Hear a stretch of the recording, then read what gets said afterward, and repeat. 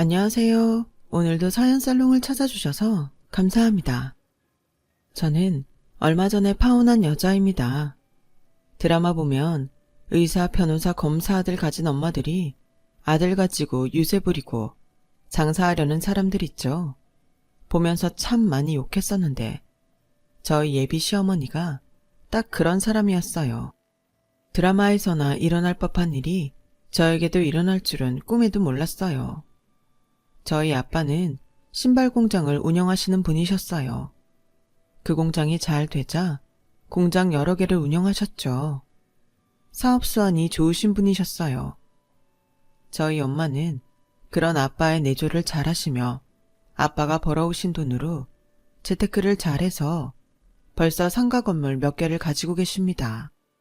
저는 이런 풍족한 배경에서 부족한 것 없이 자랐어요. 초등학교 때까지는 기사님이 학교까지 데려다 주셨지만 중학교 때부터 저는 그것이 평범하지 않다는 것을 깨닫고 다른 학생들처럼 버스로 통학을 했어요. 저희 부모님은 노블리스 오블리제를 실천하시는 분들이셨어요. 상가에 새든 자영업자들에게 임대료를 올리신 적도 없으시고 설이나 추석 같은 명절에는 세입자들에게 명절 선물로 돌리셨답니다. 부모님은 항상 저에게 하신 말씀이 있었어요. 가진 사람이 욕심 부리면 안 된다. 항상 베풀 줄 알아야 한다. 알았어, 아빠. 내 롤모델인 엄마 아빠인데 내가 누구를 닮았겠어? 너무 걱정하지 마세요. 항상 검소하게 생활하시던 분들이셨어요. 베풀 줄 알아야 한다고 가르치셨죠. 그 흔한 명품 하나 안 걸치고 다니셨고요. 저도 부모님의 가르침 아래 성인이 돼서 학비 외의 경제적인 부분은 제 스스로 해결하려고 했어요. 대학 때부터 제 용돈은 제 스스로 벌어서 다녔어요. 그래도 부모님과 함께 사니 그 돈은 고스란히 제 용돈으로만 쓸 수 있었어요. 저는 치위생과를 졸업했습니다. 치위생과는 3년제라 다른 4년제 다니던 친구들보다 졸업이 빨라서 일찍 사회생활을 시작했어요. 첫 월급을 받는 순간부터 적금도 들었고요. 남자친구, 아니 지금은 파혼했으니까 전 남자친구겠군요.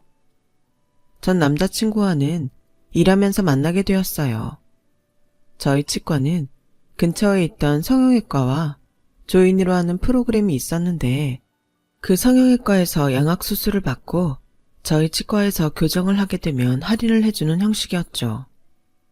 남자친구는 그 성형외과 페이닥터였어요. 연말에 조인한 성형외과 간호조무사 선생님들이랑 원장님, 페이닥터들, 그리고 우리 병원 간호조무사 선생님들이랑 치위생사 선생님들, 그리고 원장님, 이렇게 회식을 한 적이 있었는데 그때 서로 호감을 가지게 되었고 연인으로 발전하게 되었어요. 직장 선배는 제게 자기는 신데렐라 같다. 치위생사가 어떻게 의사랑 연애를 하니? 자기는 복도 많아. 물론 저희 병원의 저희 집 이야기는 따로 하지 않았어요. 집 사는 거 알려봤자 그게 제 장점보다는 약점으로 악용될 수 있다고 생각했거든요. 사회는 만만한 곳이 아니었으니까요. 제가 일을 못해도 잘해도 집안 배경의 그 사람들 인식에서 사라질 수가 없다는 생각이 들더라고요. 그래서 따로 말하지는 않았었죠. 그 사람과의 연애는 다른 보통의 연인들처럼 평범했어요. 주말이면 같이 영화 보고 맛있는 거 먹으러 가고 가끔 술을 마시기도 했고요. 솔직히 의사, 검사, 변호사, 소위 말하는 사자 직업을 가진 사람들과 하는 연애와 결혼에 부정적이었어요. 인터넷 커뮤니티에 올라오는 글들이랑 실화를 바탕으로 한 드라마를 보면 좋은 이야기들이 하나도 없었으니까요. 남자도 자신의 직업에 선민의식이 담겨져 있었죠. 간단하게 말해서 직업에 자신의 자아를 의탁했달까요? 직업은 그 사람의 일부이지 전부가 될 수는 없다고 생각해요. 그리고 속물적인 부분들도 너무 많다고 생각해서 긍정적으로 보지는 않았어요. 그런데 남자친구는 좋은 사람인 것 같았죠. 제 앞에서 자신의 의사라고 유세 부리거나 저를 하대하지는 않았으니까요. 하지만 가끔씩 대화하는 중에 치위생사는 공부 많이 안 한다. 의사는 공부하려면 최소 10년 정도 걸린다는 둥 이런 걸로 제 속을 긁기는 했습니다만 치위생사가 의사보다 공부량이 적었던 것은 사실이니 그때는 그냥 그러려니 하고 넘어갔었어요. 그렇게 서로 알콩달콩 연애하다 자연스레 결혼 이야기가 나오게 되었어요. 그리고 처음 그의 어머니를 뵙기로 한 날이었죠. 어머님은 저를 위아래로 보시더니 비꼬듯이 물어보셨어요. 치위생사라고? 네, 치위생사 맞아요. 솔직히 우리 아들이 의사잖니. 아주 제 병원 차려줄 여자들 소개시켜주겠다는 마담 뚜디 줄을 서. 집안 좋고 재력 좋고 학벌 좋은 그런 아가씨들. 이 결혼 내 아들이 믿지는 장사이기는 하지만 그래도 내 아들이 아가씨를 사랑한다는데 자식 이기는 부모가 어딨겠어. 내 말 무슨 뜻인지 알지? 어머니 말씀 맞기는 하지만 저희는 누가 딱히 더 잘났고 부족하다고 생각하지 않아요. 어머, 얘 말 대답하는 거 봐. 어른이 말하면 그냥 네 하는 거란다. 한마디 더 쏘아붙이고 싶었지만 남자친구가 중간에서 안절부절하는 게 보여 그냥 가만히 있었어요. 예비 시어머니와의 첫 만남은 불쾌했어요. 저희 부모님은 저를 최선을 다해 키워주셨는데 저희 부모님까지 부정당하는 기분이었어요. 그렇게 기분이 상한 채 있으니 남자친구가 절 달래주더라고요. 엄마가 말만 그런 거니 너무 기분 상하지 말라면서요. 그런데 솔직히 남자친구 집안이 잘 사는 쪽은 아니었어요. 오히려 남자친구는 개천에서 용난 케이스였어요. 어릴 때 아빠가 돌아가셔서 예비 시어머니 홀몸으로 키우셨다고 하네요. 그래서 남자친구도 자기 엄마라면 좀 지고 들어가는 편이에요. 남자친구에게 저희 집 이야기는 하지 않았지만 솔직히 집안으로만 보자면 저희 집이 훨씬 더 낫고 저희 부모님이 오늘 계셨다면 아마 이 결혼 꼭 해야겠냐고 말 나오셨을 게 뻔합니다. 하지만 전 오늘 일을 말씀드리지는 않았어요. 반대하실까봐 걱정이 되었거든요. 그리고 결혼을 한다 해도 저런 사람을 시엄마로 존경하며 모실 수 있을까 하는 생각도 들었어요. 저희 부모님하고는 정반대의 분이셨어요. 그래서 상견례 날도 저는 걱정이 많았죠. 양가 부모님들 성향이 극과 극이었기 때문이었죠. 그리고 상견례 날 약간의 신경전이 있었어요. 초반에는 순조롭게 대화가 이어지고 분위기가 괜찮게 흘러갔어요. 근데 결혼 날짜를 잡고 집과 혼수 이야기가 나오는데 그때부터 신경전이 시작되고 말았어요. 저 사돈, 오늘 초면이어서 이런 이야기하기 나 뜨겁지만 그래도 이제 애들이 결혼하면 가족이지 않습니까? 그래서 말씀드려야 할 것이 있는데요. 네, 말씀하세요, 사돈. 그게 말입니다. 보시다시피 제가 홀몸으로 우리 아들을 키웠어요.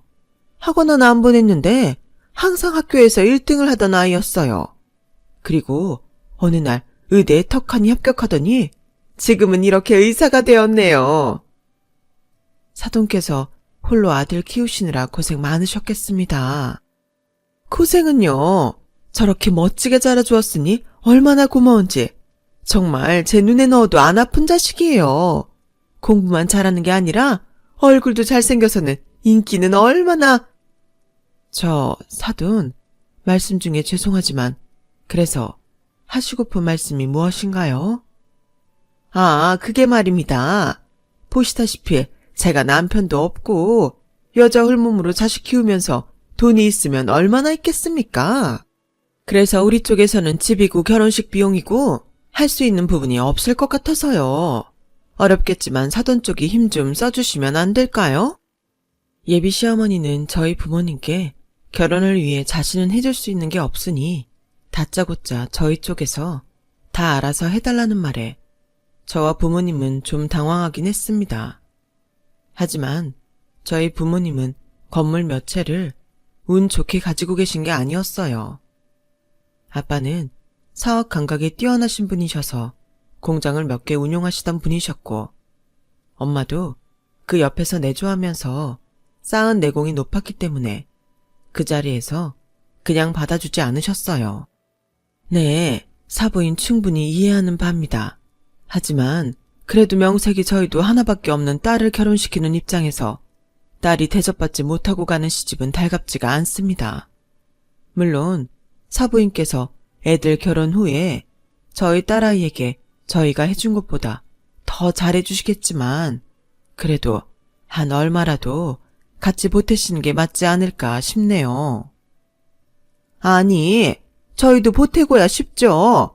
대신에 저는 미래가 창창한 아들을 보내드리지 않습니까? 의사 되는 게 얼마나 힘든지 아시죠? 근데 우리 아들은 명예와 부를 갖추게 될 의사 아닙니까? 이후에 벌어다 줄 돈 생각하면 결국 손해보는 결혼은 아니라고 생각합니다만. 네, 그것도 맞는 말씀이죠. 근데 사부인, 저희 딸도 전문직에 종사하고 있고 자기 또래보다 돈 잘 벌고 있어요. 그러니 아예 못하겠다는 말씀은 말아주시고 최대한 노력 부탁드릴게요. 저희 쪽에서도 최선을 다해 사위를 맞이할 겁니다. 똑 부러지는 저희 아빠의 말씀에 당당하게 말을 시작했던 예비 시어머니는 헛기침을 해대며 꼬리를 내렸어요. 그 뒤로 시어머님은 2천만 원 준비하겠다며 결혼 준비에 보태라고 하셨고, 저희 부모님은 그 정도로 만족하기로 했어요. 상견례가 끝나고 저희는 얼마 안가 청첩장을 먼저 돌렸어요. 친구들도 직장 동료들도 양가 친척들도 결혼한다는 소식을 알게 되었어요. 예비 시어머니는 이제 빼도 박도 못할 것이라 생각하셨는지 그때부터 본색을 드러내기 시작했어요. 우선 남자친구에게 모아놓은 돈이 얼마있냐고 물어봤어요. 그걸 알아야 거기에 맞춰 예산을 잡을 수 있었기 때문이었죠. 남자친구는 그전에는 항상 돈 이야기만 나오면 말을 돌리며 회피하다가 청첩장을 돌리고 나서야 모아놓은 돈이 없다는 사실을 알게 되었어요. 생각보다 모아놓은 돈이 얼마 없어 전 당황했지만 그럴 수 있다고 생각했어요. 남자들은 군대 갔다 오느라 가뜩이나 여자들보다 사회 진출이 늦는데 남자친구는 의대에 다녔으니 남들보다 몇 배는 더 늦게 사회에 나와 일을 시작했을 테니 말이죠. 저는 남자친구가 기가 죽을까봐 괜찮다며 그 예산에 맞게 시작하면 되는 거라고 위로했어요.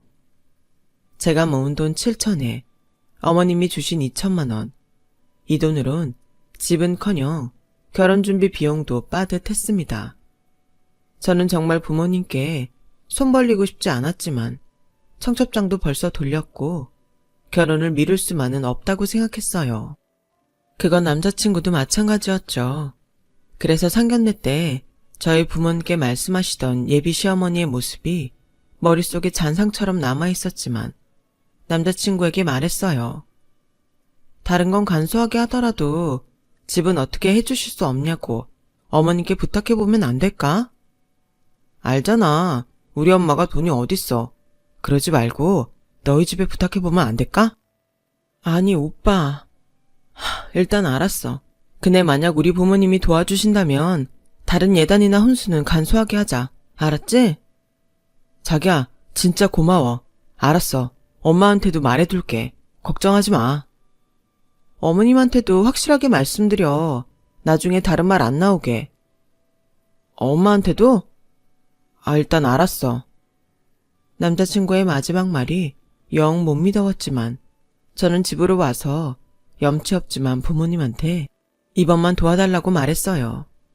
집은 남자가 준비를 하던 반반을 하던 어느 쪽이든 남자친구 집안 사정이 넉넉하지 못한 편이었고 남자친구도 모아놓은 돈이 얼마 없어 저희가 모은 돈으로는 아무리 간소하게 하더라도 부족할 것 같다고 우리 집 형편이 좀 괜찮으니까 한 번만 도와달라고 했어요.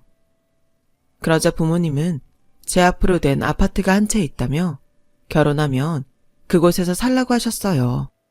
그렇게 집 문제가 저희 부모님 덕분에 해결되었죠. 그 사실을 남자친구한테 말하니 남자친구가 장인어른 장모님한테 평생 잘하겠다며 기뻐했어요. 저도 행복한 결혼 생활만을 꿈꾸고 있었습니다. 집을 저희 부모님이 해결해 주신 걸 알게 된 예비 시어머니는 그때부터 말을 바꾸기 시작했어요. 어느 날 저에게 전화를 하셨더군요. 저번에 이야기한 예단비는 1억으로 해와라. 다른 사람들은 의사사위 데려간다고 집은 물론이고 외제차에 시댁에 명품 선물로 한다고 하더라. 그래도 내가 양심이 있으니 다른 건 둘째치고 네 남편 학자금 대출은 갚는 걸로 하자. 어차피 결혼하면 우리 아들 돈이니 네 주머니로 들어가지 않겠니? 어머니, 석주씨 공부한 기간이랑 이자까지 합하면 결코 적은 돈이 아니에요. 저희 집에서 신혼집도 마련해주는데 너무하신 거 아닌가요? 저는 남자친구에게 이건 말이 다르지 않냐면서 집을 우리 부모님이 마련해 주셨는데 예단비 1억은 뭐고 내가 왜 남자친구 학자금 대출까지 갚아줘야 하냐고 말했어요. 남자친구는 자신이 엄마한테 가서 다시 말해보겠다고 화난 저를 달랬어요. 저는 그때 처음으로 이 결혼을 꼭 해야 하나 회의감이 들었죠.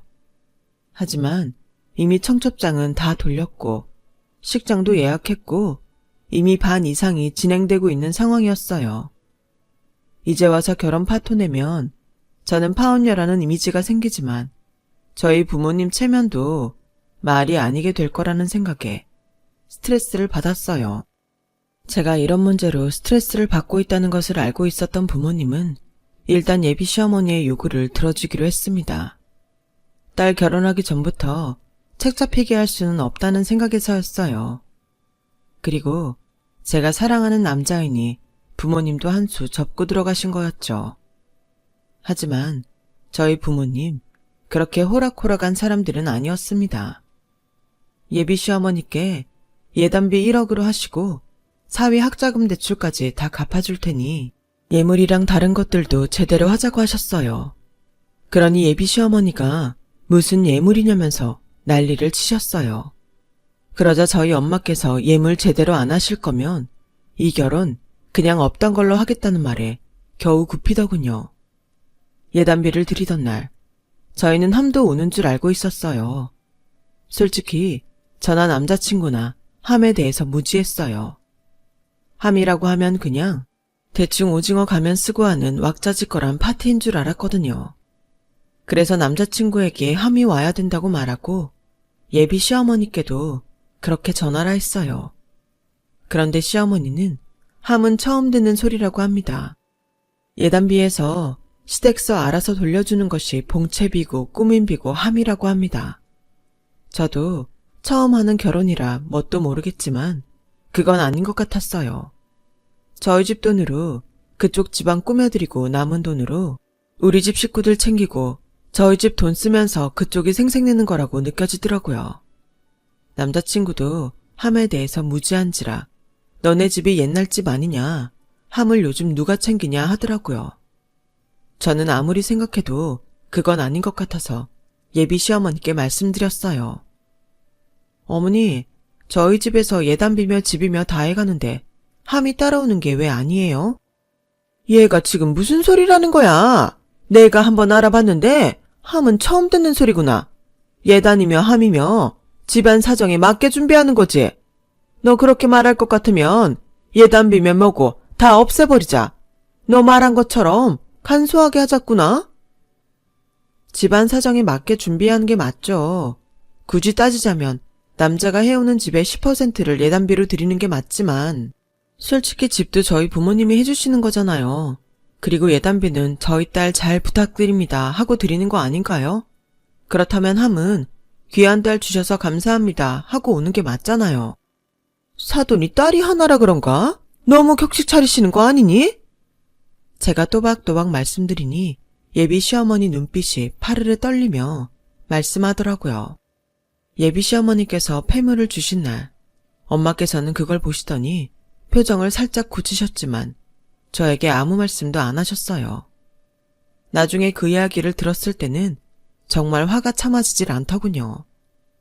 아무튼 저희는 한동안은 조용히 결혼 준비를 하고 있었어요. 커플 반지, 신랑 예복, 맞춤 한복, 착착 준비해가고 있었어요. 그러다 또 제 속을 박박 긁는 사건이 생겼어요. 예비 시어머니가 갑자기 예단 목록을 보내오신 겁니다. 목록을 보니 기가 차더군요.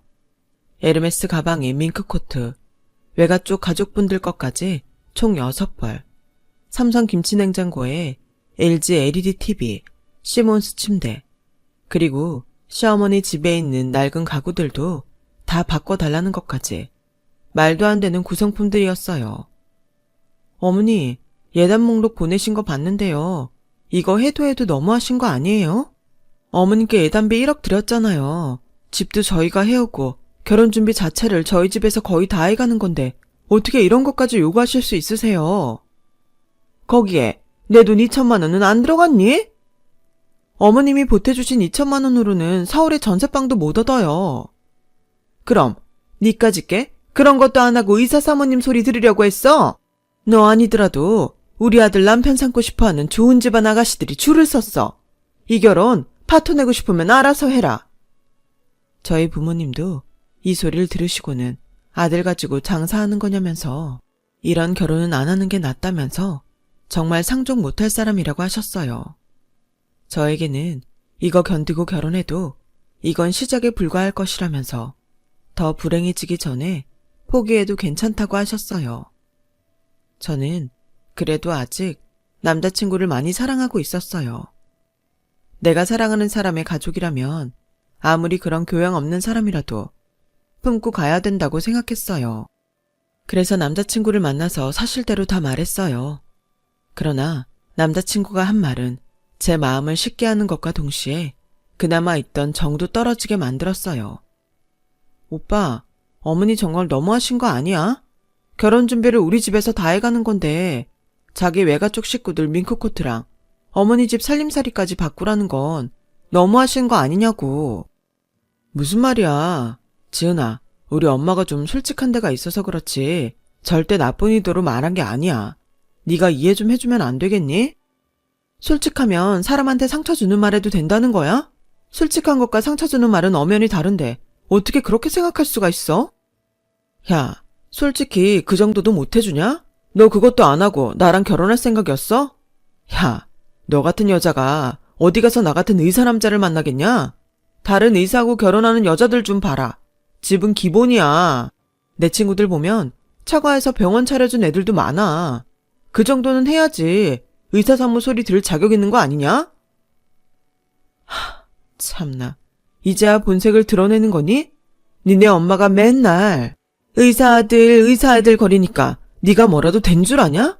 페이덕터 주제. 누가 들으면 대학 병원 교수라도 되는 줄 알겠어. 그리고 나는 내가 당신한테 미친다고 생각한 적 없어. 이런 모욕 당하면서 결혼할 하등의 이유도 없다고. 야, 너 뭐? 말 다 했어? 의사가 얼마나 사회적으로도 명예 있고 부도 있는지 몰라서 그러냐? 겨우 밍크 몇 개 하고 가전제품 몇 개 때문에 이 난리야. 그 정도 값도 못 치르고 나랑 결혼하려고 그랬냐?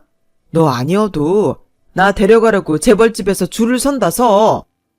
너희 엄마가 냉장고에 침대에 에르메스 가방으로도 모자라서 너희 그 거지 같은 집 가구며 가전까지 나보고 바꾸라는데 진짜 별 거지 집구석이냐? 내가 그걸 해가면서까지 너랑 결혼을 왜 해?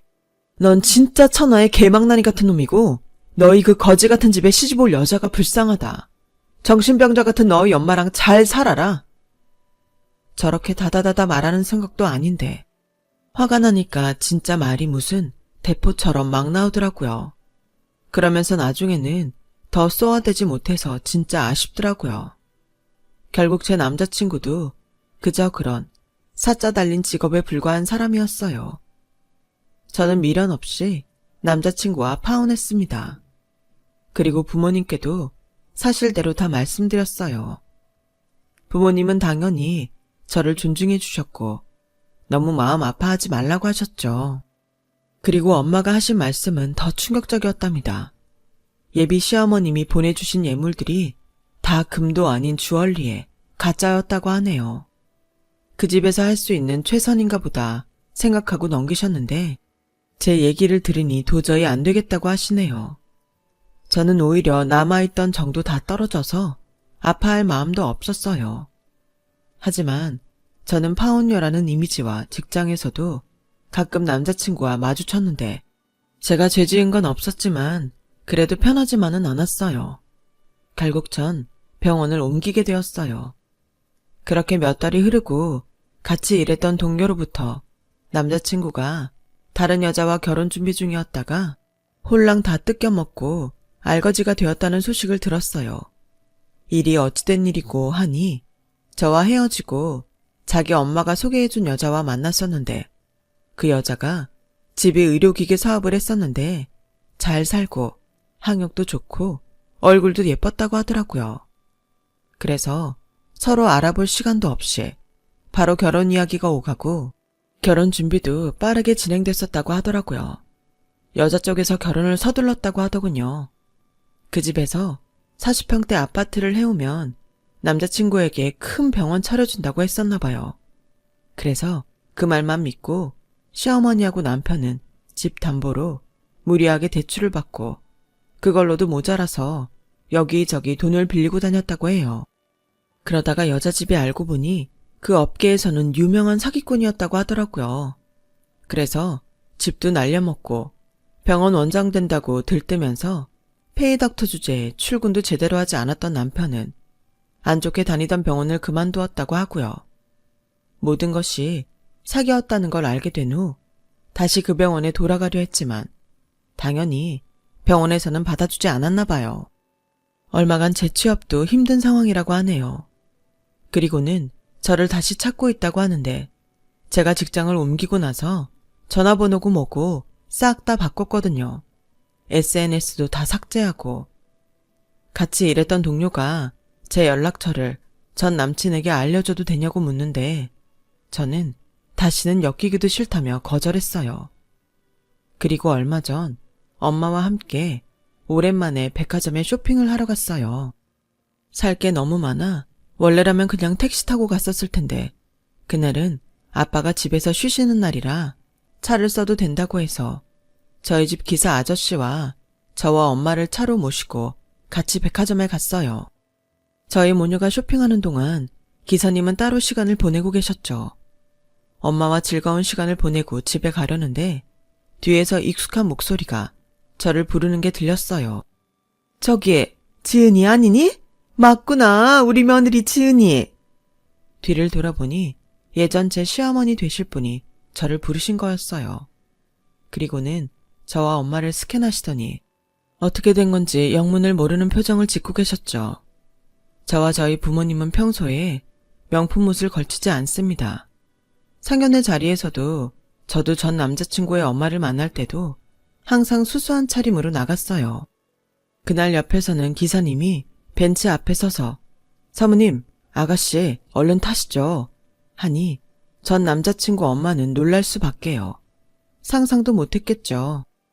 저와 엄마는 그냥 대꾸도 하지 않고 기사님이 차 문을 열어주신 타에 탔습니다. 예비 시어머니였던 사람은 저희 차 뒤를 졸졸 쫓아오며 잠깐만 이야기를 좀 하자며 창문을 두들겼어요. 저희 엄마는 그냥 가자고 하셨지만 저는 그 얼굴을 보자 갑자기 예전에 미처 하지 못했던 말들이 생각났어요. 그래서 창문을 내리고 말했어요. 예, 잠깐 얘기 좀 하자. 우리 무슨 이야기가 더 필요하던가요? 아니, 그러지 말고 너 정말 개 맞니? 못 알아보겠구나. 아니, 왜 그동안은 이렇게 안 다녔니? 이거 니네 집 차니? 저 기사는 니네 집 기사니? 네, 저희 집 차고 저희 집 기사님이세요. 여전하시네요, 돈 밝히시는 건. 예, 그때는 내가 미안했다. 우리 아들하고 다시 잘해볼 생각 없니? 아드님 소식은 잘 들었어요. 그렇게 좋은 집안 찾으시더니 결국은 만난 게 사기꾼 집안이라니. 머무든기가 겨나무라겠어요. 아무튼 당신 덕분에 인생 공부 제대로 했어요. 아들 가지고 장사하는 그런 지방과는 상종도 하면 안 된다는 것을요. 그럼. 기사님은 그대로 차를 출발했고 전 남자친구의 엄마는 망연자실해하는 표정으로 저희 차 뒷공무니만 바라보고 있었어요. 자신의 직업 믿고 선민의식에 젖어선 지 주제 파악 못하는 남자, 또는 잘난 아들 뒀다는 그런 승리감에 젖어 자신의 가족이 될 사람들에게 과다한 것을 요구하는 사람들, 정신 차렸으면 하네요. 자식 가지고 장사하면 안 된다는 걸 왜 모르는 걸까요? 의사 아들 가지고 갑질하는 시댁 때문에 파혼했다는 게 인터넷에서만 돌아다니는 이야기인 줄 알았는데 그 일이 제게도 일어나게 될 줄은 상상도 못했어요. 앞으로는 결혼할 사람을 더 신중하게 골라야겠다는 생각이 듭니다. 제 이야기 들어주셔서 감사합니다. 가슴이 먹먹하고 억울한 부분이 있었는데 이렇게 털어놓고 나니 정말 마음이 좀 편안해지네요. 들어주신 분들 모두 건강하시고 인생에서 꽃길만 걸으세요. 여러분, 사연 댓글에 응원과 현명한 조언 부탁드려요. 좋아요와 구독은 저에게 큰 힘이 됩니다. 오늘도 좋은 일 가득하세요.